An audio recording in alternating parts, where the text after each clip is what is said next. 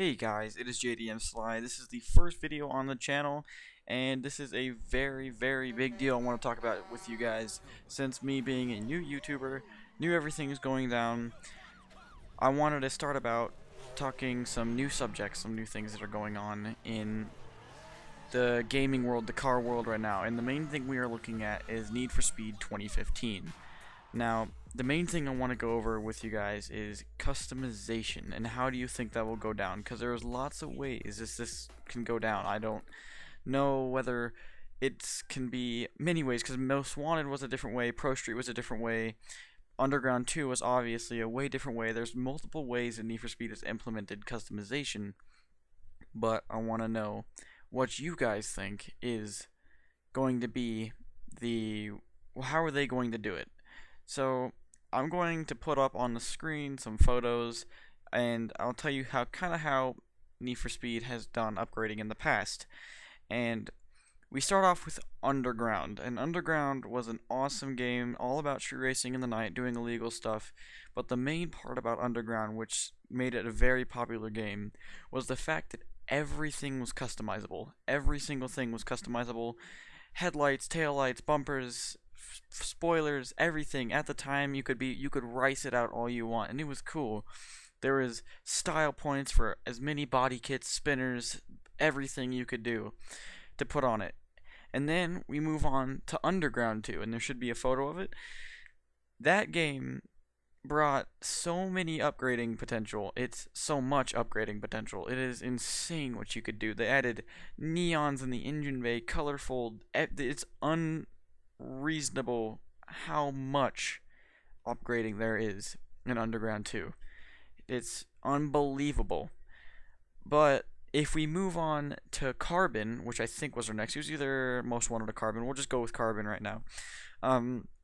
Carbon, they didn't go on with like Underground 2 and Underground. They were separate bumpers you could buy, but now in Carbon they changed it to almost body kits. You could buy body kits, but you could also buy singular bumpers, and they used auto sculpt, which I really hope they bring back. Auto sculpt allowed you to kind of mold how you wanted the bumpers or wheels or anything like that.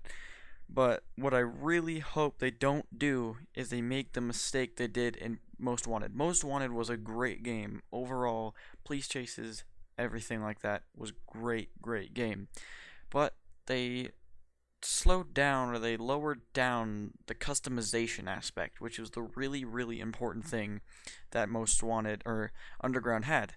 And they just limited it to body kits, only rims, and other things out. Other things. That's it. It was just body kits, just hoods. And it was kind of, I mean, it was still good customization, but it just wasn't enough. It wasn't like Underground. And then the same thing happened in Pro Street, which is a sad thing. And this is where Need for Speed is kind of going at a, like, not an incline, what is it? Whatever.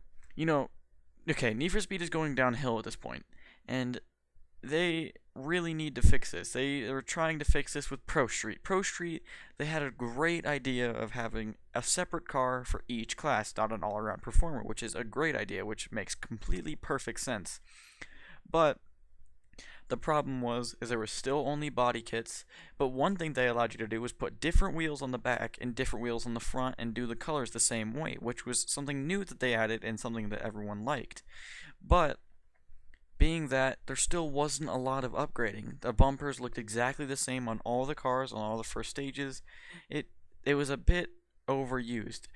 But then we move on to, what was next? Undercover. Undercover was pretty much the exact same game, exact same sounds, exact same physics, but you had an all-around performer this time. It didn't matter what you had multiple cars, but you usually only used one for the races. And then we moved on, then it went like Need for Speed The Run, Hot Pursuit, and that doesn't even matter. There's no customization anymore. Customization is now just gone. I don't know what happened to Need for Speed. They completely got rid of the upgrading aspect of Need for Speed, and it's kind of depressing. But now, which I'll pull up some screenshots for you guys right here, this is Need for Speed 2015, or just Need for Speed's new in-game photos. We got, what is it? We got 240s, we got with the Rocket Bunny kit, we got FRSs with the Rocket Bunny kit, we got Porsche 944 with the Raw Welt kit. I don't even think it's a 944, but it is some sort of old Porsche with the Raw Welt kit. And oh my god, they look beautiful. Now, one thing I can tell already is their body kits. They're not separate bumpers, and that's what's kind of worrying me right now. But another thing is holy shit, this game looks amazing. There's nothing I would rather play than this all day, every day. And Forza, I would watch out. You got something coming. And that would be really cool too if Forza kind of had the idea to break off like Horizon, but didn't make it a physics kind of game. They added more upgrades, more lower down cars, and you had to work for